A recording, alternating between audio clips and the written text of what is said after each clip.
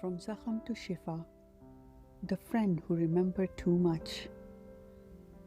Assalamu alaikum, beautiful souls, and welcome back to From Zakhm to Shifa, the space where wounds speak and hearts begin to listen. Today I want to tell you about a friend, someone who could not remember her own childhood, while others spoke easily of playgrounds and teachers, of the songs they sang in school and the games they played under the summer sun. She could only smile and pretend. Her memories existed only as fragments. The smell of chalk dust, a faint echo of laughter, the way light once entered a certain hallway. But the faces, the conversations, the years themselves, blank. For the longest time, she thought she was forgetful. But as she grew older, she began to sense that what was missing wasn't memory, it was safety. That maybe her mind had hidden things not because they were unimportant, but because they were unbearable. And that realization terrified her, because it meant that the emptiness wasn't random, it was protection. But protection against what? Or more importantly, against whom? The decision to remember. When she finally began therapy, she didn't do it to uncover the past. She did it to survive the present. Life had become heavy in ways she could not explain. Sadness without reason, restlessness that made peace impossible. So she sat down one day in a softly lit office, across from a woman with kind eyes, and began to talk. At first it was easy. Small stories, daily frustrations, things she could control. But as the weeks passed by and weeks became months, the conversations started to open cracks in walls she didn't know she had built. She began to dream more vividly. Random flashes came, a sound, a phrase, a memory she could not place. It was as though her mind, sensing she was finally ready, began unlocking doors one by one. But when those doors opened, the air inside was not fresh. It was heavy with things she had never processed: fear, shame, and loneliness that had been buried for years. She realized then that her silence as a child had not been consent, it had been survival. The flood that followed. For a while, she felt relief, as if she was finally putting her story together, finally understanding why she had always flinched at raised voices, why her heart raced when someone stood too close, while certain smells could undo her for days. But soon that relief gave way to exhaustion. The flood of remembering did not bring back peace. It brought panic.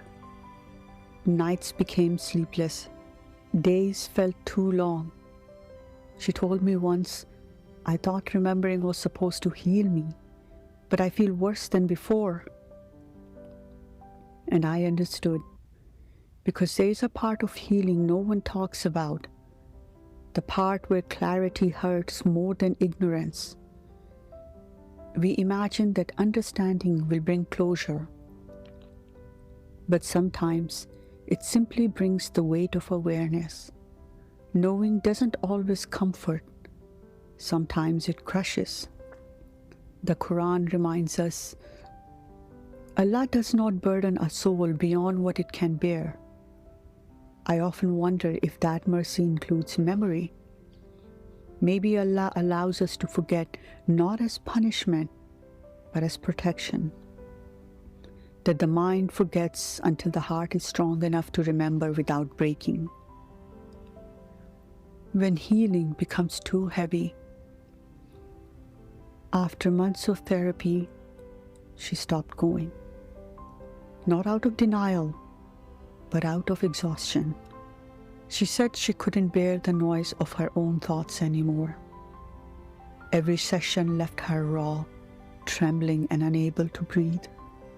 She began to wish she had left the past buried, and that she had never asked the questions that pulled it back into the light. I remember sitting across from her as she said, "I wish I hadn't remembered. I was hurting before, but now I can't even look at myself without feeling the ache of what I know." And my heart ached with her, because she was right. Healing isn't linear. It's not a gentle staircase toward peace. Sometimes it's a storm that tears everything down before anything can be rebuilt. I told her, maybe you are not meant to remember everything at once. Maybe Allah remembers for you, and that's enough for now. And she wept, because in that moment she understood that she didn't need to carry it all. The one who witnessed every moment still holds every detail, even the ones her mind has hidden away. The wisdom of forgetting. Slowly, she began to rebuild her days, not around the past, but around the present.